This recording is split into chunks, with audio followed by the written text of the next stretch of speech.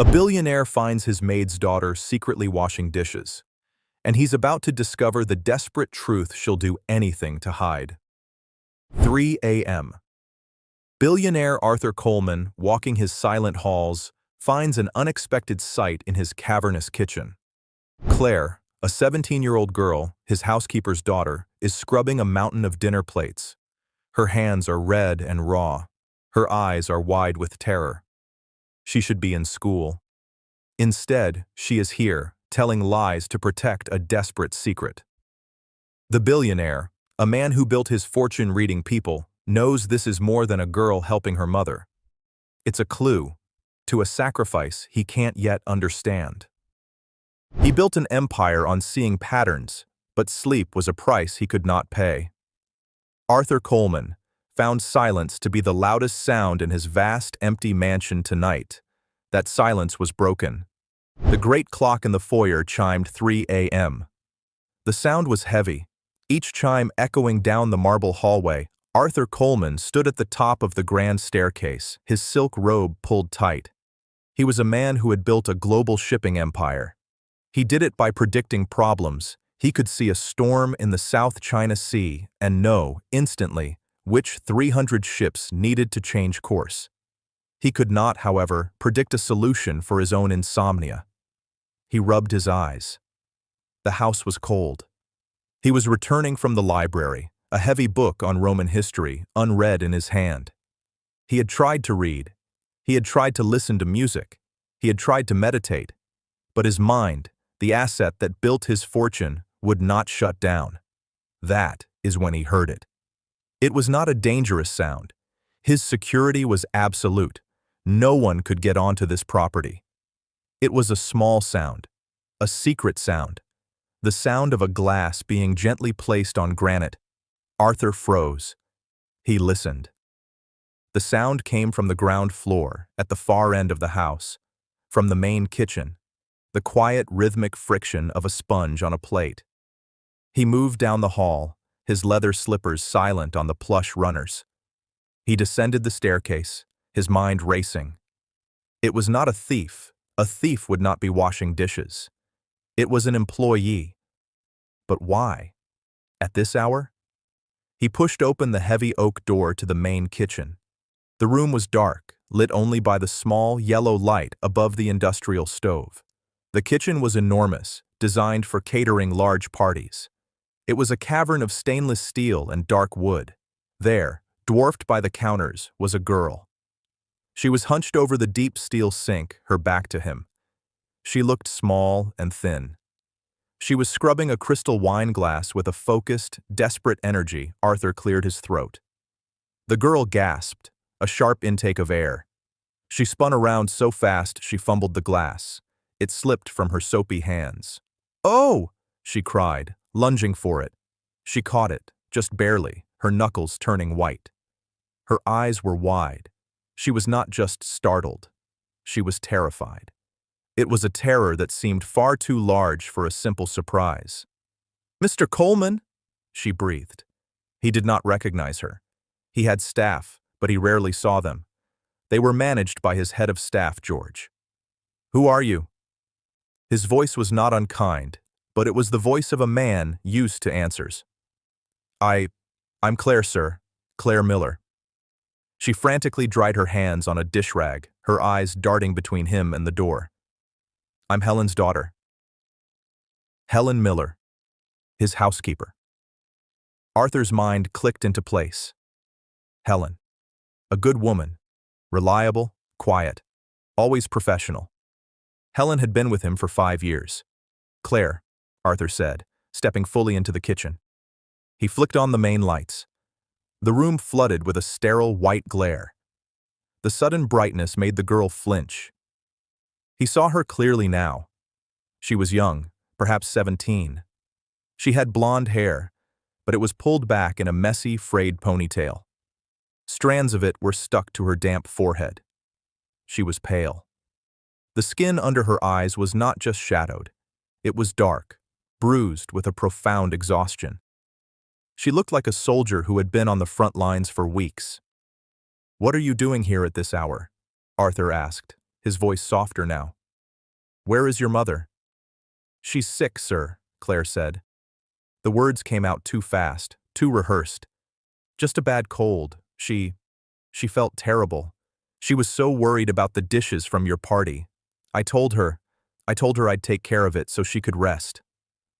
Arthur's eyes drifted from the girl to the sink. It was piled high. The remains of his 30-person dinner party. Plates, pans, platters, dozens of glasses. It was a catering-level mess. It was work for 3 people, not 1 child. "A bad cold," Arthur repeated. He looked back at her. His mind was analyzing the lie. It was a bad lie. A child her age should be sleeping. "And she sent you," he said, "at 3 o'clock in the morning to do her work?" "No!" Claire's voice was sharp, suddenly protective. The terror was replaced by a flash of anger. "She didn't send me. She doesn't know I'm here. I let myself in. I have a key. I help her on weekends. Sometimes I know her routine. I wanted to get it done before she woke up, so she wouldn't worry." It was a brave lie, Arthur thought, but a lie nonetheless. "You should be in bed," Arthur said, crossing his arms. "You have school tomorrow. Today, rather." Claire flinched. It was a tiny, almost invisible movement, a tightening of her shoulders, a quick drop of her eyes. Arthur saw it. He had built his fortune reading the flinches of his competitors across a boardroom table. A flinch meant a hidden truth. "Yes, sir," she whispered, her eyes fixed on the floor. "I'll be done soon. I promise I won't disturb you again. I'm very quiet." She turned back to the sink, as if he had been dismissed. It was a clear signal. "Please leave." Arthur did not leave. He stood there for a full minute, watching her scrub. He saw her small hands, red and raw from the hot water and soap. He looked around the kitchen. His eyes landed on a backpack slumped by the service door. It was an old, faded blue backpack. The zippers were strained. It looked heavy. Dangling from the main zipper was a bright blue and gold honor cord. Arthur's eyes narrowed. He knew that cord. It was the kind valedictorians wore at graduation. Next to it, tucked into the side mesh pocket, was a small, framed photo. It was old. A young woman and a man in a crisp army uniform. Arthur looked at the girl. He looked at the mountain of dishes. He looked at the honor cord. The honor cord. The 3 a.m. dishwashing. The lie. The exhaustion. These pieces did not fit. They were a broken pattern, and Arthur Coleman hated broken patterns. "Leave the dishes," Arthur said. Claire stopped, her hands frozen in the soapy water. "Sir?" "Leave them. Go home. Get some sleep." "But my mom, she'll be so upset if they aren't done. She'll get in trouble." "I will handle your mother," Arthur said. His tone was not harsh, but it left no room for argument. "Go home, Claire." She hesitated. Her shoulders slumped. It was not just relief, it was defeat. As if she had failed her mission. "Yes, sir. Thank you, sir." She quickly pulled off the heavy, wet apron. She grabbed her backpack, slung it over one shoulder, and slipped out the service door into the pre-dawn darkness. Arthur stood alone in the massive, silent kitchen. The silence rushed back in, but now it was filled with questions. He looked at the honor cord in his mind's eye, a valedictorian. He looked at the sink, a dishwasher. He went to his study. He did not try to sleep. He sat in his leather chair, watching the black sky turn to gray. He was waiting. At 7 a.m., he picked up his phone. "George," he said when his head of staff answered. George Shaw was a man who had been with him for 20 years. He was precise, efficient, and discreet. "Mr. Coleman, you're up early." "I have 2 tasks for you, George. First, our housekeeper, Helen Miller. What is her situation?" There was a pause.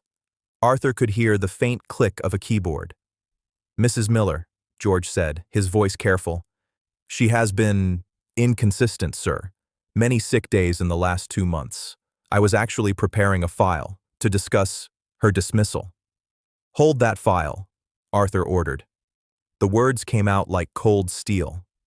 Second, her daughter, a girl named Claire, about 17. She's a senior in high school. I want to know everything. The school, her grades, her attendance. Sir? George's confusion was plain. This was not a typical request. The girl was here at 3 a.m., George washing the dishes from my party. She looked broken, and she was carrying a valedictorian's honor cord. It doesn't add up. I want to know why. At once, sir. One more thing, George. The girl's backpack. It had a photo. A soldier. Army uniform. 101st Airborne, I think. Find out who he is. Arthur spent the day in a fog. He had meetings about fuel costs and shipping routes. He spoke to executives in Hong Kong and London. But his mind was in the kitchen. He saw the girl's terrified eyes. He saw the honor cord. At 4 p.m., George Shaw appeared at his study door. He held a thin manila folder. Frank never looked ruffled, but today he looked somber. He looked shaken. Sir. He placed the folder on the polished desk. Go on, George. You were right about the girl, George said. He opened the folder. Claire Miller, 17, senior at Northwood High School. He slid a piece of paper across the desk. It was a printout from the school's website, a beaming photo of Claire holding a certificate. She's not just a good student, sir. She's the county valedictorian. 4.0 GPA. Full academic scholarship to Georgetown University, pending graduation. 2 weeks ago, she was named a U.S. presidential scholar, one of the top 160 students in the entire nation. Arthur stared at the paper. A presidential scholar throwing away her future to wash my dishes. That, sir, George said quietly, is the problem. He slid a second paper over. It was a formal attendance report from the school district. I spoke with the principal at Northwood High. She was very emotional. As of 25 days ago, Claire Miller stopped attending school. She has been marked for truancy. The principal is heartbroken. She said she's been calling the mother, Helen, but the number is disconnected. 25 days, Arthur whispered. The timeline clicked. The pattern was forming. Yes, sir. She has missed the deadline to accept the scholarship. The school is required to report her truancy to the state. She will not graduate the scholarship. It's gone. The waste of it. The sheer, tragic waste. It felt like a physical blow to Arthur. This was worse than a girl skipping school. This was a bright light being snuffed out. Why, George? Arthur asked, his voice low. Why? The mother. George's voice was grim. Helen Miller. It is not a bad cold. She was diagnosed 2 months ago with a severe aggressive form of lupus. The new treatments, the specialist, her insurance denies them as experimental. The out-of-pocket cost for the main prescription is $900 a month. Arthur felt a cold knot tighten in his stomach. Helen was fired from her second job at a dry cleaner for missing days due to her illness. Your job, this, is all they have. The phone was disconnected to save money. $900 a month, Arthur said. It was, to him, nothing. A rounding error. To them, it was a future. Claire knows, Arthur stated. She's been skipping school to… what? Work? I'm still looking into that, George said. But it seems she is also covering her mother's shifts, unpaid. Cleaning this house, just to keep you from firing her. She's trying to hold on to the job and the health insurance that her mother is too sick to perform. Arthur stood up, the anger and the sadness rising in him. He walked to the window. The soldier, George, the photo. George slid the last piece of paper across the desk. It was a grainy, black and white military file photo. Captain Robert Miller, George said. Claire's grandfather, Helen's father. Baker Company, 101st Airborne Division, served 2 tours, highly decorated, passed away in 2010. Arthur looked at the name, and then his blood ran cold. Baker Company. He turned from the window. He walked to a framed photo on his bookshelf. It was a photo he had not truly looked at in years. A group of young men in fatigues, smiling in a dusty foreign jungle. "My brother," Arthur said, his voice barely a whisper. "My older brother Thomas. He was in Baker Company. He didn't come home." Arthur looked at George, his eyes clear and hard as ice. "This is not an employee, George. This is family." "Sir?" "Get me their address," Arthur said, his voice low and dangerous. "And find out where Claire Miller is right now." The address was a gray, worn-down apartment complex in a part of town Arthur hadn't seen in 40 years. He drove himself in his modest sedan, not the Rolls-Royce.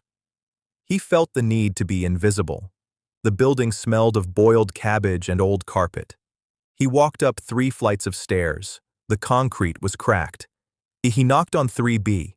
He heard a slow, painful shuffling. The door opened a crack, held by a chain. An eye peered out. "Susan?" Arthur said gently. The door slammed shut. He heard a muffled sob, then the rattling of the chain. The door opened. The woman who stood before him was a ghost.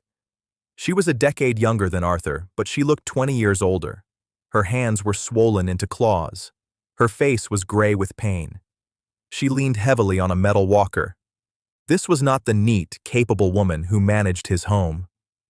"Mr. Coleman," she gasped, her voice thick with shame. I was going to call. I've been—" "Helen," Arthur said, stopping her. "I came to see you." He stepped into the tiny, bare apartment. It was spotless, but it was cold. A single, small electric heater glowed weakly in the corner. "I saw Claire last night," he said. Helen's face crumpled. She sank onto the worn sofa. "Oh God, she promised. I told her not to. I told her I can still work. I just needed a few days." "Helen, why didn't you tell me you were sick?" "And say what?" she whispered, tears rolling down her pale cheeks. "That I can't do my job, that you should fire me. This job, it's all we have. The insurance, it pays for the basic doctor visits. It's everything." "The scholarship," Arthur said, his voice quiet. Helen's head snapped up. Her eyes were wide with a new, sharper pain. "The presidential scholarship, Helen Georgetown. I know." Susan let out a sound. It was not a cry. It was a wail of pure, unfiltered despair from the bottom of her soul. I found the letter," she sobbed. "The one from the White House. I found it in the trash can. In the trash. I asked her, and she looked at me with those empty, tired eyes. And she said, 'What's a scholarship, Mom? Does it pay for your medicine? Does it keep the lights on?'" Helen gripped her own hair, her swollen fingers shaking. "She's throwing it all away. Her whole, beautiful life. For me. For $900. Arthur felt the pieces of his heart breaking. This was a kind of poverty he had forgotten existed, the poverty of impossible choices. "Where is she, Helen? Where is she right now?" She got a job," Helen whispered, looking away, as if confessing a crime. "A real one, a night shift, so she can be here during the day in case I fall. It's at a diner, the Evening Star, downtown." "Stay here," Arthur said. "Lock your door. I will be back." The Evening Star diner was loud, bright, and smelled of stale coffee and grease. Arthur Coleman felt like he had walked onto a different planet. He took a booth in the corner, his tailored wool coat feeling like a costume. A waitress, older, with a kind, tired face, came over. "What'll it be, honey?" "Just coffee, black," Arthur said. He scanned the room, and then he saw her. Claire was moving through the tables, a heavy brown tray balanced on one arm. Her blonde ponytail was hidden under a blue hairnet. Her uniform was a size too big, the name Patty stitched in red on the pocket. She moved with a grim, mechanical efficiency. She did not smile. She refilled water glasses, cleared plates, and took orders. She was 17, a presidential scholar, and she looked like she had been doing this for a lifetime. He watched her wince when she lifted a heavy bus tub full of plates. He saw the manager, a short, angry-looking man in a stained white shirt, bark an order at her. She just nodded, her face blank, and kept moving. She's just like her mother, Arthur thought, trying not to surrender. He waited. He nursed his coffee, which was bitter and thin. He watched her for 20 minutes. He watched her run. He watched her try to be invisible. She was clearing the booth next to him. Her arms were overloaded with plates. "Claire," he said. His voice was not loud, but it cut through the diner's noise. She froze. The clatter of plates in her hand stopped. She turned, slowly, her eyes finding him in the corner. Her face went from pale to white. The blood drained from it. She looked at him. She looked at her greasy uniform. She looked at the half-eaten burger on the plate she was holding, and the tray, overloaded and heavy, slipped from her trembling hands. It hit the floor with a deafening crash. Plates shattered. Glasses exploded, ketchup and leftover food splattered across the linoleum. The entire diner went silent. Claire just stood there, staring at the mess. Staring at him, her shoulders began to shake. "Miller!" the manager roared from behind the counter. His name tag said, "Mitch. What do you think you're doing? That's coming out of your pay." Claire didn't look at the manager. She just looked at Arthur. Her eyes, which had been so terrified in the kitchen, were now filled with a different, deeper emotion, utter and complete humiliation. She dropped to her knees and, with her bare hands, began picking up the broken shards of glass. "Miller, get a broom. Get that cleaned up. Now!" Mitch was screaming. He was red in the face. "You're lucky I don't fire you on the spot. That's a week's pay and breakage, you stupid. That's enough."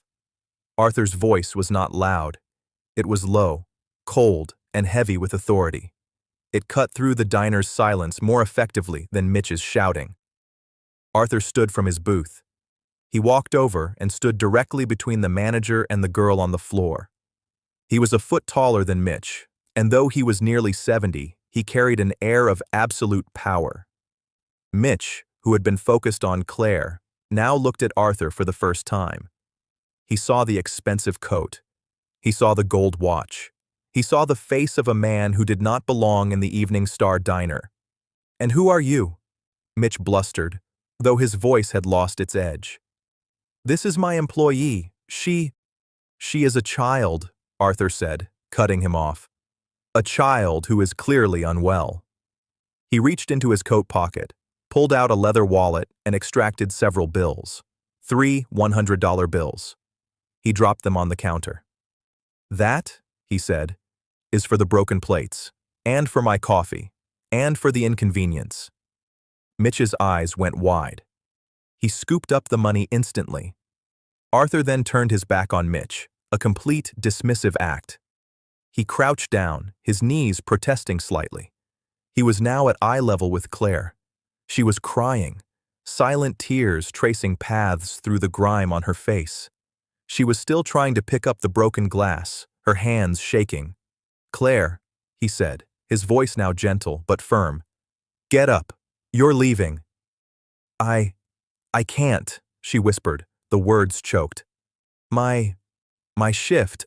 I need—" "Your shift is over." He offered his hand. It was a clean, steady hand, a hand that signed billion-dollar contracts. She stared at it for a moment. It was a lifeline. Slowly, trembling, she put her small, greasy hand into his. Arthur pulled her to her feet as if she weighed nothing. He did not let go. He kept her hand in his and turned her toward the door, shielding her from the stares of the other patrons. "Wait!" Mitch called out, suddenly realizing he was losing an employee, even one he mistreated. "You can't just— She has to—" Arthur paused at the door. He looked back at Mitch. "She's finished," he said. And the way he said it, Mitch knew it was true. Arthur Coleman pushed open the glass door and guided Claire Miller out into the cold night air, leaving the shattered plates and the smell of fried onions behind. The car was a cocoon of silence. It was a dark, heavy sedan, not one of Arthur's flashier models. It smelled of old leather and, faintly, of his pipe tobacco. It was warm. The heated seats hummed gently against Claire's back, but she was so cold she couldn't feel it. She sat rigid, her hands clasped in her lap, still grimy from the diner floor. She stared straight ahead at the dashboard clock. 11:47 p.m. She had not said a word since he put her in the car. She was vibrating with a silent, terrible shame. He had seen her at her lowest. He had seen her fail. Arthur drove carefully, his large hands resting lightly on the wheel. He did not turn on the radio. The only sound was the thump-thump of the wipers clearing a light mist from the windshield. He glanced at her. She was just an outline in the dark, her face turned away. "Your hands," he said, his voice quiet. "Are they cut?" Claire flinched, startled by the sound. "What?" "The glass. Are you cut?" She slowly unclenched her fists and looked down. She hadn't felt it. There was a small, dark line of blood across her right palm. I don't know. It's fine." Arthur sighed. He pulled the car over to the curb on a quiet, tree-lined street. He put the car in park and turned on the interior light. It was a soft, yellow light, like a reading lamp. In it, he saw her. Her face was smudged with dirt. Her hair was matted where the hairnet had been. The small cut on her hand was welling up with blood. She looked at him, her eyes wide. "What are you doing?" "This will sting," he said. He did not answer her question. He reached into the glove compartment. His car was, like his life, organized. He pulled out a small, black first aid kit. He opened it, took out an antiseptic wipe and a bandage. "Give me your hand," he commanded. "No, it's fine, really. I'm getting grease on your car." She tried to hide her hands under her legs. "Claire." His voice was gentle, but it held the same steel as it had in the diner. "Give me your hand." She hesitated, then slowly, reluctantly, held out her trembling hand. He took it. His own hand was warm and surprisingly soft, but his grip was firm. He held her small, chapped hand in his. He carefully blotted the blood, then opened the wipe. She hissed as the alcohol touched the cut. "I told you," he said, his eyes on his work. "A small price. My brother Thomas always said that a little sting now is better than a lot of pain later." He worked with a precise, almost tender care. He cleaned the cut, then wrapped the bandage around her palm. His movements were not rushed. She watched him, her breath caught in her chest. This was Arthur Coleman, a man who moved markets, a man who owned half the city, and he was sitting in a parked car, bandaging her hand like a father. The absurdity of it, the kindness of it, broke through her shame. A single hot tear spilled over and ran down her cheek. Then another. He finished with the bandage and handed her a clean, folded handkerchief from his coat pocket. "For your face," he said, not looking at her. He put the car back in gear and pulled out into the street. She wiped her face. "Thank you," she whispered. The words were small and hoarse. "You're welcome," he said. They drove in silence for another few blocks. "Georgetown," he said. "Sir? That's the plan, isn't it? Or it was Georgetown University." "Why?" She stared at the handkerchief in her lap. I like history and the government. I thought I could work in the State Department or something." "You want to serve?" he said. It wasn't a question. "Yes." "A noble goal," he said. "Difficult to achieve if you are not in fact in school." Her shame returned, hot and sharp. "You don't understand." "Then make me understand, Claire," he said, his voice reasonable.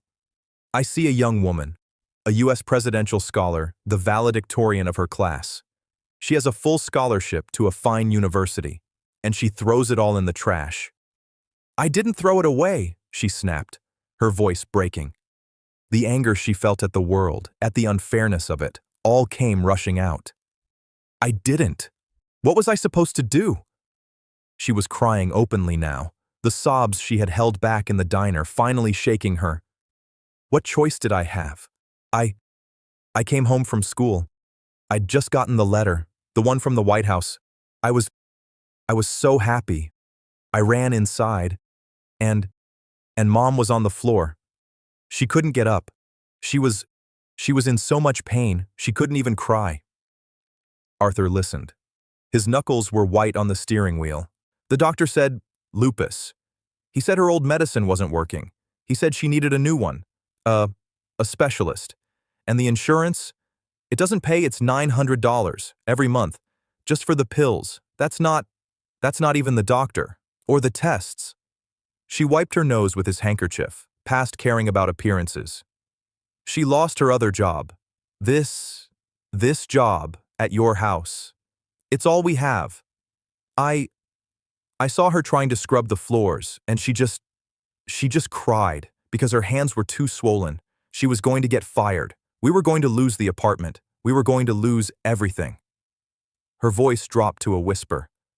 So I put the letter in the trash. I called the school and told them I wasn't coming back. I took her phone. I blocked the principal's number. I had to. So she couldn't call Mom. And you started working? Arthur said. I had to cover her shifts at your house. For free. Just so George wouldn't know she was sick, and I got the job at the diner, the night shift. It was $11 an hour. I was saving up. For the medicine. I almost had it, I just needed one more week. She was spent. The confession left her hollow. She leaned her head against the cool glass of the window. I hate it, she whispered. I hate it, but I love my mom. I couldn't go to history class. I couldn't write papers on policy while my mom was disappearing. What's a scholarship if I lose my mom? Arthur was silent. He drove.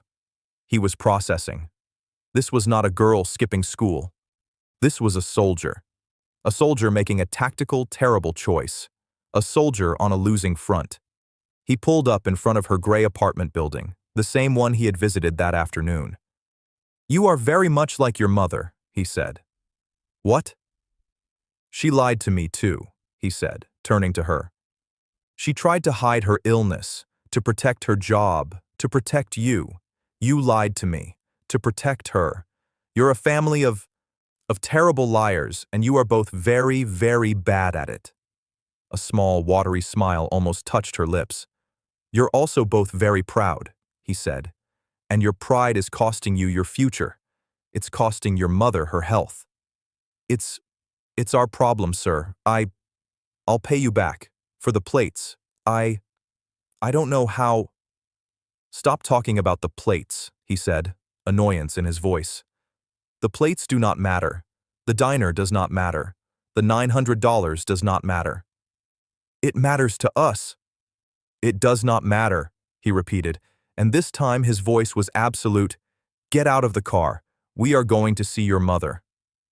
The walk up the 3 flights of stairs was different this time. Claire was in front, her shoulders slumped in defeat. Arthur was behind, a steady, implacable presence.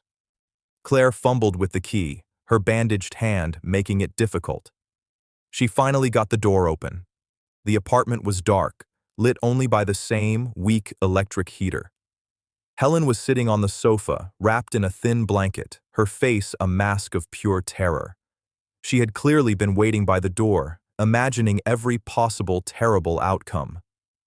When she saw Claire, in the dirty diner uniform, she gasped, "Claire! Oh, baby, what happened? Are you hurt?" Then she saw Arthur Coleman filling the doorway behind her. Helen's face went from fear to a deep, profound shame. She tried to stand, to be the housekeeper, but her legs were too weak. She sank back down. "Mr. Coleman," she whispered. her voice cracking. I I don't know what to say. She, she, she has been working a night shift at a diner, Arthur said, stepping into the small room, to pay for your medicine, the medicine you didn't tell me you needed. The truth hung in the cold air, stark and ugly. Helen looked at Claire. Claire looked at the floor. You told him? Helen whispered to her daughter. He was there, Mom. At the diner. I dropped a tray I broke. I broke everything. I'm so sorry, Mom.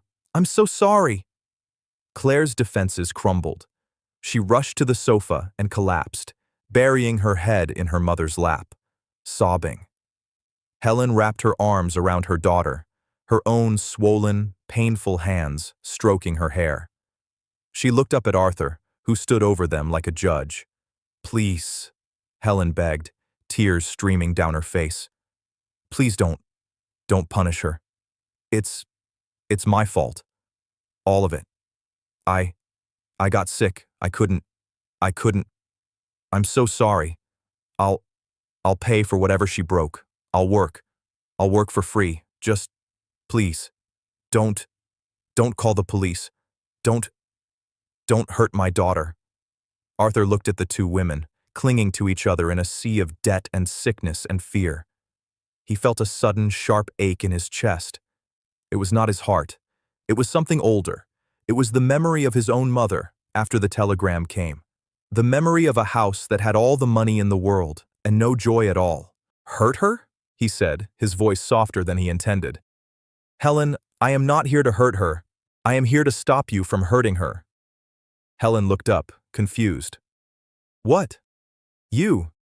Your pride. Her pride. You are letting her destroy her entire life. Her entire brilliant life. Because you are too proud to ask for help. Help? Helen said, as if the word was foreign. From who? Who? Who helps people like us? I do, Arthur said simply. He walked over to the single worn armchair and sat down. He was no longer the imposing billionaire. He was just an old man in a small, cold room. This is what is going to happen, he said. He was not asking. He was stating facts. Tomorrow morning, at 9 a.m., a car will be here.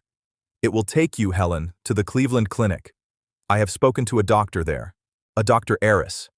He is the best specialist in the country for your condition. He is an old friend. Helen was staring at him, her mouth open. I can't. The cost. I can't. You will not be discussing costs, Arthur said. You will be discussing your health. All of it. The transportation, the treatment, the medicine is handled. It is paid for. But why? He held up a hand. I am not finished. Claire. Claire lifted her tear-stained face from her mother's lap. My assistant, George, will be at Northwood High School at 8 a.m. He will be meeting with your principal. He will explain the family emergency that caused your absence. He will explain that you will be taking your final exams. You will graduate. Your truancy record will be corrected. Claire's eyes were wide. But the scholarship, I missed the deadline. It's gone. Deadlines, Arthur said, a rare, thin smile touching his lips, are often just suggestions for people who are not persuasive. George is very, very persuasive. He will be speaking with the admissions board at Georgetown this evening. You will accept your scholarship. You will go to Washington in the fall. That is final. The room was silent. Helen and Claire just stared at him. They were in shock. He had, in 2 minutes, solved problems that had been crushing them for months. Helen was the first to speak. Her voice was a fragile whisper. Mr. Coleman, why? This is charity. We can't accept. It's too much. Arthur leaned forward. The weariness of his 3 a.m. insomnia was back. But it was a different kind of weariness. It is not charity, Helen. He looked at her, his eyes searching her face. I came here this afternoon. I saw your apartment. I saw a photograph by your door. Helen glanced at the small, cluttered side table. A photograph? A small one, a man in a uniform, an army uniform. Helen's hand went to her throat. My father. My dad. Robert Miller, Arthur said. Yes, Helen said, her voice full of a daughter's pride. Captain Robert Miller. Arthur nodded slowly. I knew it, he whispered. I thought, but I had to be sure. You knew my father? No, Arthur said. I never had the honor. But I knew of him. He paused, gathering the words. This was a story he had not told in 50 years. I had an older brother, Arthur said, his voice distant, his eyes looking at the wall, at the past. His name was Thomas, Tommy. He was everything I was not. He was loud and funny and brave. I adored him. Claire and Helen listened, unmoving. I was in college studying business. He enlisted. 101st Airborne. He was sent to Vietnam, Baker Company. Helen's eyes widened. That was my father's company. Yes, Arthur said. Your father was his captain. Tommy. He didn't come home. He was 20 years old. It destroyed my mother. It broke our family. He looked down at his own hands, the hands that had built an empire. After it happened, my mother, she just faded. But then a letter came. It was from a Captain Robert Miller, from your father. He wrote about Tommy. He said my brother was brave. He told a story about how my brother had saved 2 other men. He told my mother that Tommy wasn't alone, that he held his hand. He told her he was proud to have served with him. Arthur had to stop. He cleared his throat. He wrote 3 letters, Helen. To a woman he had never met, about a boy she had lost. Those letters, they were the only thing that kept my mother alive. They were a gift of peace. He gave my brother back to us.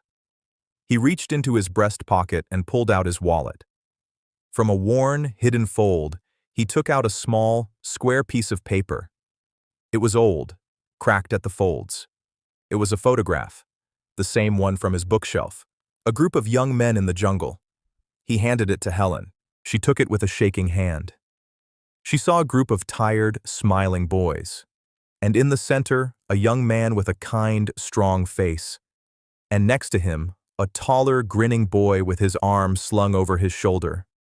That's my father, Helen whispered, her finger tracing the face. And that, Arthur said, pointing to the grinning boy, is my brother, Tommy. Claire leaned in, her eyes wide. She saw her grandfather, young and vital, a man she had only known as an old, quiet man who smelled of tobacco. Your father, Arthur said, his voice thick with emotion, left no one behind, not his men, not even their memory. He looked at Claire. He saw her pale, exhausted face. He saw her honor cord. He saw her grandfather's eyes. I have been a very, very wealthy man for a very long time, Arthur said. But I have always, always carried a debt I could not pay, a debt to your father for his kindness, for his honor. He stood up. This is not charity. This is family. This is a debt. 50 years overdue. Your grandfather saved my family, Helen now. You will let me help his. Arthur looked at his watch. It was past midnight. A car will be here for you at 9 a.m., Helen, he repeated, his voice gentle but firm. Please, be ready. Dr. Aris's team will be waiting. Helen just nodded, her eyes still fixed on the old photograph in her hand. Claire, he said. She looked up, her face red and swollen. I expect you at your school at 8:30 a.m. My assistant, George, will meet you. You will go in, you will talk to your principal, and you will arrange to take your final tests. Yes, sir, she whispered. Good. He moved to the door, then paused. And George has also been instructed to have your utilities reconnected and to arrange a delivery from a grocer. You cannot move forward if you are cold and hungry." He looked back at Helen. "He left no one behind, Helen," Arthur said quietly. "It's time his family was treated the same way." He left. The door clicked shut. For a full minute, mother and daughter did not move. Then, Helen let out a long, shuddering breath, a sound that was half sob, half laugh. Claire rushed to the small kitchen, her body finally giving in to the stress of the night. When she was done, shaking, Helen was there, leaning on her walker, holding a glass of water. "Mom," Claire whispered, her throat raw. Is this real?" Helen looked around the tiny, cold apartment. She looked at the disconnection notices, at her daughter's ruined diner uniform. Then, she looked at the 50-year-old photograph in her hand. "I think so, baby," Helen said, her voice shaking. I think your grandfather just saved us." The next 2 weeks were a blur. It was like watching a life be rebuilt by an invisible, efficient crew. At 8:30 a.m., a trembling Claire met George Shaw at Northwood High. He was a man in a simple, perfect suit. He was calm, professional, and handled everything. The principal, Mrs. DeWitt, rushed out of her office, her face a mixture of worry and relief. "Claire? Oh, my dear, we were so worried." "It was a family medical emergency, Mrs. DeWitt," George said smoothly, handing her a folder. "Claire has been acting as her mother's primary caregiver. Here is the documentation from the Cleveland Clinic." The principal's eyes scanned the letters. The sternness of the administrator was gone, replaced by a deep sympathy. "Oh, you poor thing," she said to Claire. "Why didn't you say anything?" I didn't know how," Claire whispered. "It is handled now," George said. "We simply need to arrange for her final examinations." "Of course, yes, anything." While Claire was at school, a different car arrived for Helen. She was terrified, but at the Cleveland Clinic, nurses were waiting. They knew her name. Dr. Aris, a kind man with warm eyes, sat with her for an hour. "We are going to make this better," he said. "Your job is to rest." For the first time in a year, Helen Miller slept without pain and without fear. Back at the apartment, the power came on. The gas heater clicked to life, flooding the rooms with warmth. A grocery service arrived with boxes of food, real food. Claire sat at her small desk, her old textbooks open. She studied. She took her exams. The words on the page were no longer a reminder of a life she had lost. They were a map. The day of graduation was bright and hot. The high school football field was filled with folding chairs. Claire sat on the stage. In her blue cap and gown, the blue and gold honor cord was draped around her neck. She looked out at the crowd. In the third row, she found them. Her mother was in a wheelchair, but she was not the gray, broken woman from the apartment. The swelling in her hands was down. Her hair was done. She was smiling, her eyes shining with a pride so fierce Claire could feel it from the stage. Next to her, in a simple gray suit, sat Arthur Coleman. He did not look like a billionaire. He looked like a grandfather. He caught Claire's eye. He did not smile. He simply nodded. A gesture of respect. "Your day." When her name was called, valedictorian Claire Miller, the applause was loud. She walked to the podium. She unfolded her speech. She looked at her notes, and then she looked past them, at her mother, and at Arthur. She folded the paper and put it down. "Good morning," she said. Her voice was clear, and it did not shake. "I wrote a speech about the future, but I don't want to talk about that." She gripped the sides of the podium. "I want to talk about what happens when you can't see a future. I want to talk about kindness. We think of history as something made by big, important people, by presidents, and billionaires." She saw Arthur shift, just slightly. "But history is also made by small choices, by people who are tired and scared, but who choose to do the right thing anyway. By, by a soldier who writes a letter to a grieving mother he's never met. By a mother who would rather lose everything than let her daughter see her pain. By people who see someone falling, and instead of walking by, they stop. They just stop. And they offer a hand. Her eyes were locked on her mother's. My future, it isn't mine. It was bought for me. It was bought by my grandfather 50 years ago. It was bought by my mother, who sacrificed her health for me. And it was returned to me by a man who understands that no one should be left behind. She took a breath. Congratulations to my class. We did it. But don't just go and be successful. Go and be kind. That's how you change the world. Thank you. The field was silent. Then the applause started. It was not polite. It was a roar. Her classmates stood. Their parents stood. Mrs. DeWitt was crying. Helen was sobbing into her hands. Arthur was patting her shoulder. His own face set, but his eyes were bright. A month later, Helen was back. She was not cured. Lupus was not a cold. But she was in remission. The new medicine, the proper care, it had given her her life back. She sat in Arthur's library. She had asked for this meeting. Arthur, she said. He had insisted she use his first name. I can't thank you. There are no words, but I cannot be a charity case. I have to work. I have to do something. Arthur smiled. He had been waiting for this. You're right, I agree, which is why I have a job for you. He gestured to a pile of file boxes on his desk. My mother left a small fund, he said. She called it the Baker Company Fund. Her idea was to provide small grants for the children and grandchildren of veterans, help with books, or a down payment. A little bit of kindness, as she called it. He sighed. After she died, I let it go dormant. I was busy. I was building things. I forgot. He looked at her, his eyes serious. I have restarted the fund. I have endowed it properly. But it needs a director. It needs someone to read the letters, to find the people who need help, to be the heart of it. Helen looked at him, confused. But I'm a housekeeper. No, Arthur said. You're a veteran's daughter. You are a woman who understands sacrifice.